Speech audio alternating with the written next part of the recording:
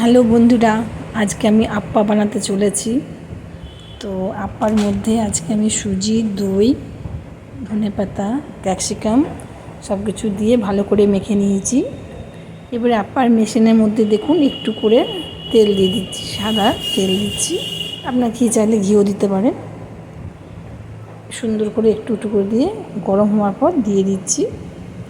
তারপরে আমরা আপ্পার যে মশলাটা গুলে রেখেছিলাম, ম্যারিনেট করে যেটা রেখেছিলাম সুজি দিয়ে, সেটাকে আমরা দেখুন প্রত্যেকটার মধ্যে সুন্দর করে দিয়ে দিচ্ছি।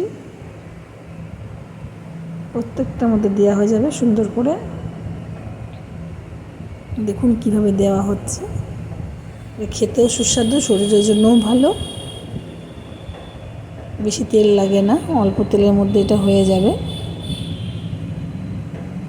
খুব ভালো হচ্ছে দেখুন, খুব সুন্দর করে জিনিসটা দেওয়া হয়েছে। আপনারা এইভাবে বানিয়ে খেতে পারবেন। এর মধ্যে আপনারা অনেক রকম ভেজিটেবল দিয়ে করতে পারবেন, যেমন আপনারা ক্যাপসিকাম দিন, বিট দিন, গাজর দিন, আপনার যেটা ইচ্ছে করে সবগুলোই আপনারা দেবেন। এটা ভেজিটেবল দিয়ে করলে বেশি ভালো হয়।